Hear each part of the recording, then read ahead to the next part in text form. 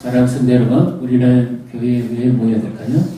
이렇게 말하면 주일학교 애들은 이렇게 말합니다. 엄마가 가라 그랬습니다. 교회 안 가면 혼난다 그랬어요. 우리는 교회에 모였으니까 어떤 분들은 이렇게 말씀할 겁니다. 은혜 받기 위해서 왔죠. 네, 은혜 받으셔야 됩니다. 은혜 받고 힘을 얻어야 됩니다. 그래야 혼나는 세상을 살아가실 힘이 있겠죠. 또 어떤 분은 교회에 왜 모이셨어요? 이러면 와야 되는 것 같죠. 그렇습니다. 그러면 성경은 왜 읽습니까? 성경 읽어야 되는 거죠. 봉사를 왜 합니까? 해야 되는 거죠. 그런데요, 여기서 아주 중요한 문제가 하나 있습니다. 무엇이 없지요? 본질이 없습니다. 미국의 아스리치라는 사람이 이런 말을 했습니다. 우리는 왜 교회에 모이는가? 전부 내 중심의 신앙을 구축한다는 겁니다. 은혜 받고 힘있고 그 다음에 평안한 마음이, 그리고 내가 좋아하는 말씀 듣고 찬양하고 그리고 돌아간다는 거죠. 결론은 이 모든 것의 중심에 무엇이 없지요? 누가 없지요? 하나님이 계시지 않습니다. 그래서 그는 이렇게 말합니다. 우리는 왜 교회에 모여야 되는가? 한번 따라해 보시죠. 하나님의 영광을 위하여. 우리는 예배를 왜 합니까? 하나님의 영광을 위하여 합니다. 만약에 내 중심으로 신앙생활이 구축되면 내 기분이 안 좋으면 교회 안 합니다. 부부싸움하면 교회 안 합니다. 교회가 무슨 죄가 있어요? 교회 안 간다. 니 오늘 그 교회 나 딴 교회 간다. 교회가 무슨 죄가 있어요? 아이고 죄송합니다. 우리 교회가 무슨 큰 죄를 지었는지. 기분 나쁘면 교회 안 합니다. 말씀도 내가 좋아하는 말씀을 듣습니다. 영적 편식입니다. 그래서 교회에 와야 될 이유를 모릅니다. 하나님의 영광이 빠져버립니다. 우리의 신앙은 계속해서 자라가야 됩니다. 하나님을 기쁘시게 하는 성숙한 신앙이 되어야 합니다. 말씀을 읽는 이유가 뭡니까? 말씀을 읽기 위해서 있는 게 아니고, 암송하는 이유가 뭡니까? 대회에 참석하기 위해 하는 게 아니고 하나님의 영광을 위해서. 그래서 우리는 말씀을 가까이 해야 됩니다. 이 본질을 놓쳐버리면 교회는 세속화되어 버립니다. 사람이 이끌어가는 교회가 되고 자기가 원하는 신앙을 구축해야 됩니다.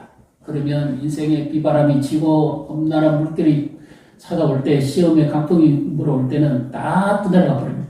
그래서 우리 인생에 있어서, 신앙에 있어서 오늘 딱 붙들어야 되는 세 가지 본질이 있습니다. 이것이 얼마나 중요한가? 우리의 생명과 연결이 되고요, 신앙의 영적 생명과 연결이 됩니다. 그래서 우리는 이 세 가지를 꼭 붙들어야만 건강한 신앙이 되고 하나님이 기뻐하시는 삶이 될 줄 믿으시기를 바랍니다. 먼저 첫 번째는 뭡니까? 한번 따라해 보시죠. 같이 읽습니다. 교회는 살아계신 하나님의 집입니다. 14절 15절에서 교회는 하나님의 집인데 그분은 살아계신 분이다. 이것을 전제로 말씀합니다. 그래서 하나님의 집이라고 하는 것은 원래 원문에는 오이코스라고 하는 이런 의미가 있습니다. 그래서 하나님이 통치하시고 하나님이 인지하신 곳인데, 교회는 예배당 건물이 아니라 영적인 하나님의 가족의 공동체입니다. 우리가 하나님의 사랑받는 자녀입니다. 그렇기 때문에 그 하나님을 아버지로 모시고 살아가는 것이죠. 15절의 말씀을 같이 한번 읽어보십시다. 만일 내가 지체하면 너로 하여금 하나님의 집에서 어떻게 해야 할지를 알게 하려 함이니 이 집은 살아계신 하나님의 교회요 진리의 기둥과 터이니라. 아멘. 이 집은 다른 게 아닙니다. 하나님의 집입니다. 살아계신 하나님의 집이요 교회요 진리의 기둥과 터이니라. 이렇게 말씀합니다. 그래서 중요합니다. 교회는 생명력 있는 공동체입니다. 영적인 공동체입니다. 그래서 칼빈은요 이런 말을 했습니다. 우리 한번 따라해 보십시오. 교회는 신자들의 어머니다.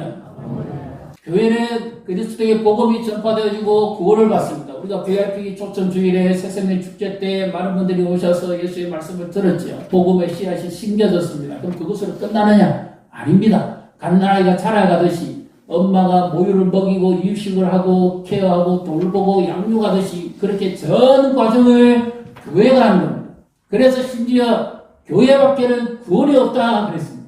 교회가 바로 어머니의 역할을 합니다. 우리 집에서 어머니가 얼마나 중요한 역할을 합니까? 가족을 건강을 돌보고 살피고 이 모든 것을 다 엄마가 하지요. 교회는 신자의 어머니입니다. 만약에 이 생명력 관계인 교회와 신자가 떨어져 버리면 그 사람은 영적으로 죽은 자가 되거든요. 우리 반려견도 요즘 그러잖아요. 키우고 돌봐야 되지. 유기견처럼 내버려두면 끝내 병들어 죽어버립니다. 신자가 교회를 떠나서는 구원을 이룰 수가 없습니다. 돌봄이 필요합니다. 가르침이 필요합니다. 양육이 필요합니다. 주님 안에서 날마다 우리는 훈련되어서 가야 됩니다. 그래서 온전한 신앙의 성숙으로 가야 됩니다. 주님이 부르시는 그날까지 신자의 어머니 교회 안에서 양육되어져 가고 훈련되어져 가고 준비되어져 가요. 그래서 주님이 기뻐하시는 교회가 되게 됩니다. 교회를 떠나서는 신앙은 유지되지 않습니다. 그래서 가나안 성도가 많다 그러죠. 뒤집으면 뭡니까? 안 나갑니다. 내 중심의 신앙으로 형성하는 겁니다. 교회가 얼마나 중요한지를 모르면 그냥 교회만 왔다 갔다 합니다. 예배 그냥 드리고 은혜 받고 내 중심의 신앙만 형성합니다. 그것이 절대로 아닙니다. 그 갓나라의 수준입니다. 하나님의 영광을 위하여 전인격을 바쳐서 하나님 앞에 예배하고 내가 이 교회에 소속된 자로서 함께 가족 구성원으로서 이루어가야 됩니다. 그리고 사랑하고 교제하고 땀을 흘리고 함께 하나님이 기뻐하는 교회를 세워가야 됩니다. 지금 우리 교회 앞에도 양옆에도 지금 전부 우리는 뭡니까? 저는 제가 이거 오면서 보는 거죠. 전부 우리 교회 주변 지금 공사밖에 안 합니다. 우리 인생도 공사 중입니다. 완성은 천국에서 됩니다. 신앙도 공사 중입니다. 2026년 한국교회 트렌드라는 책이 있습니다. 거기에 핵심 키워드가 몇 가지 있는데요. 그 중에 하나가 뭐냐면 강소형 교회라고 나옵니다. 강소형 교회란 말은 어떤 의미가 하면 교육자 외에는 유급 직원이 없다는 뜻입니다. 뭐 관리하는 사람도 없고 차량기사도 없고 또 뭐 기타 다른 행정적인 직원도 없고 그래서 교육자 외에는 다른 전문적인 직원이 없는 사람, 이런 교회를 강소형 교회라고 합니다. 그래서 이들의 특징은 뭐냐면 가장 중요한 사랑이 있습니다. 한 사람 한 사람을 돌보고 케어하고 관심을 가지고 가족까지 끈끈한 점이 있습니다. 대형 교회가 결코 할 수 없는 일을 이 강소형 교회가 할 수 있습니다. 그리고 우리로 치면 목장 모임이고 소그룹이고 기관 모임이고 주일학교에서 또 말씀을 또 양육하고 하는 이 모든 것이 이 소그룹 체제로 가지요. 이것은 결코 대형 교회가 하지 못하는 장점입니다. 너무너무 중요합니다. 그래서 우리는 어머니 역할하는 교회에서 함께 말씀을 배우고 자라가야 되고 그리고 교제해야 되고 영적인 유익을 나눠야 됩니다. 동시에 이 교회에 이제 유급 직원이 없으니까 그 외에는요 이 짐을 서로 지어서 나가야 됩니다. 목사 혼자서 이걸 다 할 수가 없잖아요. 피곤해 지칩니다. 힘듭니다. 더 많은 일을 할 수가 없습니다. 그래서 교회 전문적인 인력이나 달란트를 가지신 분들이 같이 봉사를 해주면 짐을 하나씩 들어 나가겠죠. 할 수만 있으면 1인 1사역으로 봉사로서 서로의 짐을 좀 나눌 수 있으면 제일 좋습니다. 요즘은요, 어느 정도 저것이 되면 한 사역에, 한 분야에 두 사람씩 세워서 좀 어떤 때는 번갈아 가면서 좀 쉬고 좀 요렇게 안식도 좀 주고 요렇게 하면은 참 좋습니다. 그런데 아직까지 그렇게 형편이 안 되기 때문에 제가 오늘 참 부담스럽지만 주말에 뭐 넣어드렸습니까? 예, 사역 지원서를 넣었습니다. 이것은 내가 하나님 앞에 올 한 해를 이렇게 섬겨보겠습니다 하는 마음의 뜻을 전하는 헌신과 같습니다. 제가 저희 아이들에게 이렇게 말했습니다. 네가 하나님의 집에서 예배하면서 봉사를 해라. 그래서 하나님께서 너의 봉사를 받으시고 너의 삶을 앞으로 어떻게 인도하실 것인지를 한번 경험해봐라. 신앙은 이론이 아니다. 하나님 앞에 예배하는 자로서 섬기는 자로서 내가 어떻게 살 것인지 어려서부터 이걸 경험해봐라. 그래서 내가 갔습니다. 그리고 교회에서 했던 것을 연계해서 그렇게 그대로 지금 배워나가고 있습니다. 옛날에는 봉사하면 이런 말이 따랐지요. 뭡니까? 봉사를 많이 하면 무엇이 옵니까? 네, 하나님 축복이 온다고 했습니다. 근데 요즘 복이라고 하면 사람들이 별로 안 좋아해요. 그래서 단어를 바꾸겠습니다. 어떻게 해요? 봉사하면 하나님이 기뻐 받으시고 그 봉사를 통해서 교회가 세워지고 영적 유익을 얻고 그리고 하나님께서 우리에게 개인적인 혜택과 유익을 주십니다. 믿으시기를 바랍니다. 경험 있으시죠? 우리 교회 와서 씨발 풀린 사람 있잖아요. 그 다음에 봉사하고 뭐 한 사람이 있습니다. 하나님은 다 때에 맞는 도움을 줍니다. 건강을 회복시키는 사람도 있습니다. 이건 뭡니까? 하나님께서 내가 작은 것으로 봉사했지만 하나님 나에게 은혜를 베풀어 주시는 거죠. 그래서 앞으로 주일날 예배 오시면 안내하신 분도 그렇고 자세히 앉아 계신 분도 그렇고 일체 입 벌리지 마십시오. 하나님 앞에 기도하시고 오늘 제가 여기 나눠드렸죠. 중보기도 예배를 위해서 성도를 위해서 섬기는 자를 위해서 중보기도하는 그 자리를 마련해 주십시오. 나는 다른 것을 못하겠다면 그 기도의 봉사도 하십시오. 이것도 중요합니다. 교회 원동력입니다. 교회가 움직이는 힘이 됩니다. 기도 없는 교회는 힘이 없습니다. 기도하는 교회가 살아 움직입니다. 믿으시기를 바랍니다. 예배 먼저 오셔서 찬양하기 전에 이야기하지 마시고 기도부터 먼저 하십시오. 말씀에 귀를 기울이는데 오늘 내 관심 있는 말씀이다. 역적 기하를 면면합니다. 내 관심이 없는 말씀이라도 하나님의 영광을 위해서 예배자로서 살아야 됩니다. 일찍 오셔서 좀 돌아다 보시고 교회 학교에 관심도 좀 가지시고 살펴보시고 저도 그럽니다. 신발도 정리해 줍니다. 아침 일찍 와서 예배할 수 있도록 저기 와서 기도하고 이 음향 세팅 다 하고 제가 다 하기를 봅니다.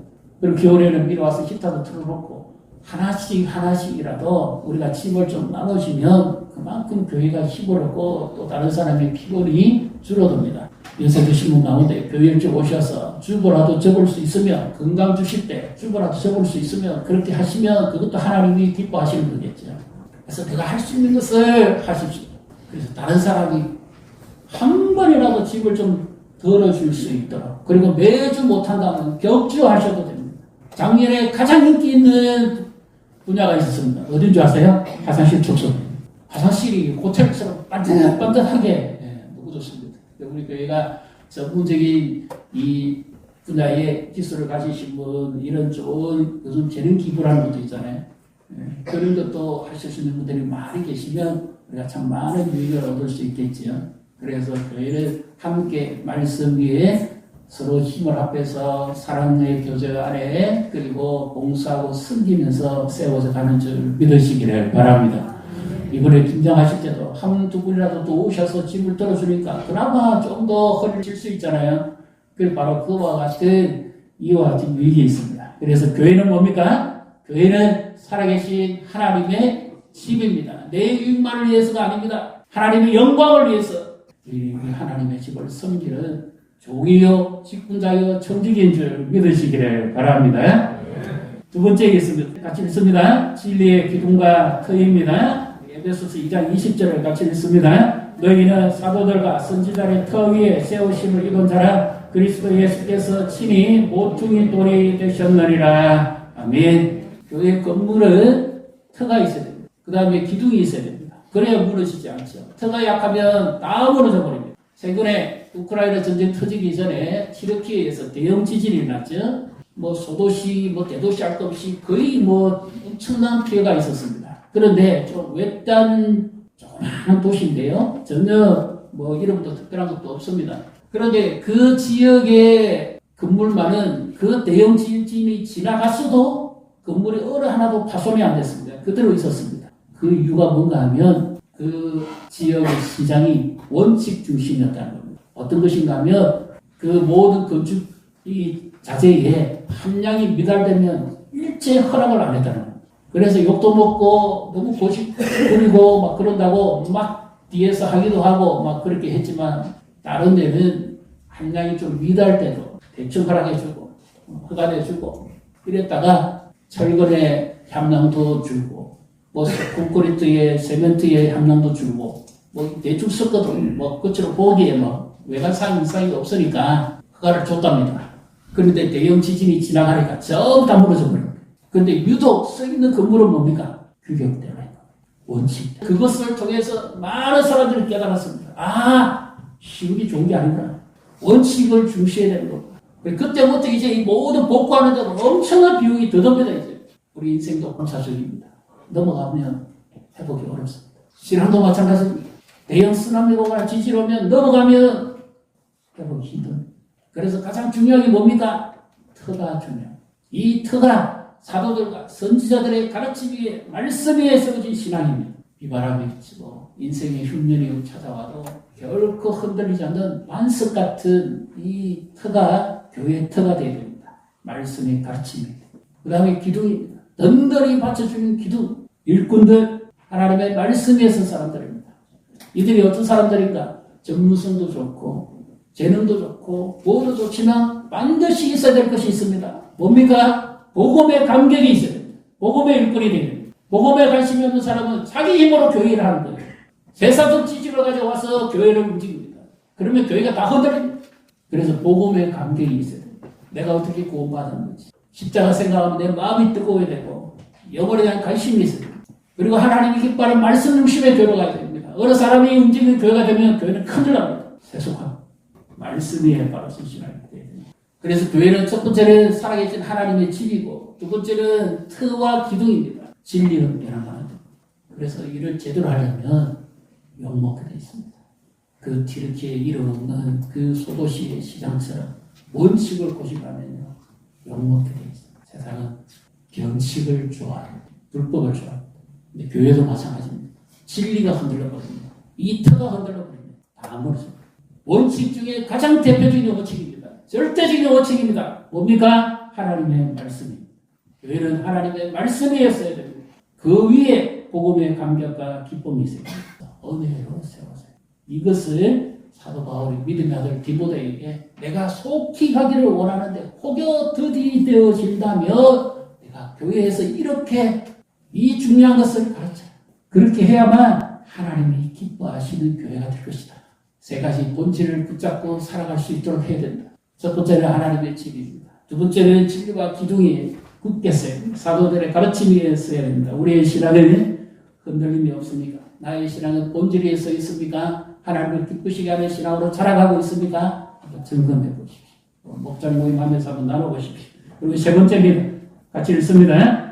교회의 중심은 예수 그리스도입니다. 16절에 같이 읽습니다. 크도다 경건의 비밀이요 그렇지 않다 하느니 없도다. 그는 육신으로 나타난 바 되시고 영으로 어렵다 하심을 받으시고 천사들에게 보이시고 만국에서 전파되시고 세상에서 믿음 받으시고 영광 가운데서 올려주셨느니라. 아멘. 교회는 예수 그리스도 중심 위에 서야 됩니다. 그래서 크도다 경건의 비밀이여 하는 이 말의 의미는 하나님을 두려워한다는 뜻입니다. 경건한 뜻의 의미가 옳은 두려움입니다. 무서움이 아니고 하나님과의 관계 속에서 바른 두려움을 가지고 삶의 열매를 맺어가는 사람을 말합니다. 예를 들면 이방인 백부장이었지만 하나님을 경외했던 사람이 있죠. 칭찬받았던 사람, 사도행전 10장에 나오는 고넬로 같은 사람. 그의 삶 속에서 하나님을 경외하고 예배하는 자로 살아가면서 그는 인정을 받았습니다. 그래서 예수 그리스도가 이 땅에 오시게 된 이유, 이제 크리스마스를 앞두고 있죠. 그가 이 땅에 오신 이유는 죄악에 빠진 우리를 구원하시기 위해서 사람의 몸을 입고 이 땅에 성육신하셨습니다. 그리고 십자가에서 우리 죄를 대속해서 죽으셨고, 그리고 약속한 대로 3일 만에 부활하시고 죄와 사망의 권세를 깨뜨리고 승리하셨습니다. 그리고 또 이제 이것을 예수 그리스도의 낮아지심 이렇게 표현합니다. 그 다음에 예수 그리스도의 높아지심은 이제 약속하신 대로 성천하시고 하느님의 보좌에 앉아 계시다가 그리고 세상 마지막 날에 재림하시는 심판주로 오시는 거죠. 이것이 바로 이 16절 안에 예수 그리스도께서 약속하신 사역과 또 그가 하신 일이 6가지가 접목이 되어 있습니다. 그렇기 때문에 우리의 신앙은 하나님의 집인 교회와 생명력이 연결이 되어 있어야 되고요. 그 다음에 우리의 신앙은 진리와 터 위에 사도들의 가르침 위에 선지자들의 가르침 위에 말씀 위에 굳게 서 있어야 됩니다. 그 다음에 우리의 모든 삶의 중심이 교회의 모든 중심이 예수 그리스도 중심으로 가야 됩니다. 이렇게 하는 교회가 건강한 교회 되고 하나님이 기뻐하는 교회가 되고 우리 자신이 됩니다. 그래서 로마서 8장 17절을 우리 같이 읽습니다. 자녀이면 또한 상속자 곧 하나님의 상속자여 그리스도와 함께한 상속자니 우리가 그와 함께 영광을 받기 위하여 고난도 함께 받아야 할 것이니라. 우리는 다 그리스도 안에서 영광을 받기를 원합니다. 좀 더 직접적으로 말씀드리면 복 받기 원하고 잘되기 원하고 은혜 받기 원하고 혜택 받기 원합니다. 그런데 이것은 반쪽짜리 신앙. 이 사도 바울 당시에 에베소 교회 성도들은 로마의 핍박 아래서 굉장한 어려움과 공경에 빠져 있었습니다. 그래서 복음을 붙들고 말씀을 지키고 믿음을 지키고 살려 그러니까 고난을 피할 수가 없었어요. 고난도 함께 받아야 될 것이다. 예수님이 십자가를 지시고 개의치 않으셨다는 말은 억지로 지셨다는 말의 의미가 아닙니다. 자신이 고난을 받으심으로 인해서 하나님이 기뻐 받으시고 죄의 용서함을 받고 구원이 이루어지기 때문에 예수님께서 자원해서 그 고난을 기뻐하셨다고 말입니다. 우리도 마찬가지입니다. 직장에서 사회에서 타협하지 않고 믿음으로 살고 말씀대로 살려고 하면 고난을 감수해야 됩니다. 교회에서도 마찬가지입니다. 하나님의 말씀대로 살려고 하면 욕먹게 되어 있습니다. 때로는 봉사하면서도 욕먹을 수 있습니다. 내가 잘하고 있음에도 다 나와 같지는 않거든요. 저도 많이 경험합니다. 어른들이 그러시더라고요. 법대로 하면 욕먹게 되어 있다. 법을 안 지키면 욕 안 한다. 그러나 엉망이 되버렸다. 고난을 감수해야 됩니다. 제대로 하려. 그래서 신자는 교회에 영적인 어머니 같은 교회에 붙어 있어서 그 말씀의 가르침을 따라서 이 고난을 이겨내야 됩니다. 로마서 8장 18절을 같이 읽습니다. 생각하건대 현재의 고난은 장차 우리에게 나타날 영광과 비교할 수 없도다. 그렇습니다. 지금의 현실이 어렵고 힘들어도 믿음으로 살려고 하면 고난을 감수해야 됩니다. 그래서 앞으로 나타날 영광을 바라보고 믿음으로 인내하며 기다려야 됩니다. 내 뜻대로 안 된다고 했어요. 교회를 이탈해서는 안 됩니다. 그럼 신앙이 안 자랍니다. 그 사람은 시험에 빠지고 마귀의 밥이 되고 하나님의 약속을 믿고 인내하고 기다리고 있어요. 그리스도를 바라보는 믿음이 있어야 됩니다. 이것을 로마서 8장 24절 25절에는 이와 같이 말씀합니다. 우리 같이 읽습니다. 우리가 소망으로 구원을 얻었으며 보이는 소망이 아니니 보는 것을 누가 바라리요. 만일 우리가 보지 못하는 것을 바라면 참음으로 기다릴지니라. 아멘. 눈에 보이는 것을 누가 믿는다 그럽니까? 눈에 보이는 것은 믿음이 아니라 뭐죠? 확인입니다. 확인은 믿음이 아닙니다. 보이지 않는 것을 믿음의 눈으로 보는 것이 믿는 것입니다. 그래서 여기 믿음의 또 하나의 중요한 것이 뭐냐? 기다리고 인내하는 것입니다. 하나님의 약속의 말씀을 듣고 그 말씀대로 이루어질 것을 믿는다면 고난을 감수해야 되고 우리가 해야 될 것은 인내하고 기다려야 됩니다. 아무리 급해도 우리나라 말에 실을 발을 구멍에 내게 되지 다른 데 내어가지고는 설 수가 없습니다. 현실이 어렵습니까? 답답하십니까? 어려운 일이 있습니까? 예기치 않은 일을 겪고 있습니까? 고난입니다. 그렇다 할지라도 기다리십시오. 믿음은 끝까지 그 주님을 바라보는 것입니다. 이 땅에 오시고 고난 받으시고 죽기까지 하시고 순종하시고 우리에게 믿음의 구원을 주시고 의롭다 하시고 부활하시고 성천하시고 다시 오실 그 주님을 끝까지 바라보는 믿음이 승리하는 믿음.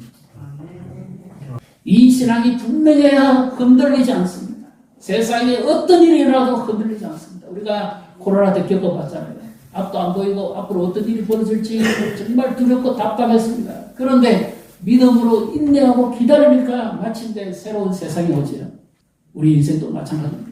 우리는 공사 중입니다. 완전하지 않습니다. 신앙도 마찬가지입니다. 여전히 공사 중입니다. 다듬어 가야 됩니다. 예수 그리스도 안에서 조율돼 가야 됩니다. 그분이 건축가입니다. 때로는 고난이 있을 수 있습니다. 그렇다 할지라도 믿음으로 주님을 더 의지하고 기다릴 때 하나님께서 우리가 생각한 그 이상의 더 나은 소망을 주실 줄 믿으시기를 바랍니다. 이제 11월 마지막입니다. 오늘이 한 달 남았습니다. 이 한 달의 삶을 어떻게 사시겠어요? 이런 분 많이 있죠. 내가 10년만 젊었으면. 그건 바람입니다. 그러나 지금을 어떻게 사느냐가 더 중요하겠죠. 1년만 젊었으면. 지금도 괜찮습니다. 아직 한 달이 남았습니다. 2025년 다 같이 안 했습니다. 이 한 달 동안 말씀에 굳게 쓰고 주님을 가까이 하고 깨어 기도함으로 승리하시며 지금보다는 더 나은 열매로 더 나은 삶으로 더 나은 신앙으로 하나님께 쓰임받을 줄 믿으시기를 주님의 이름으로 축복합니다.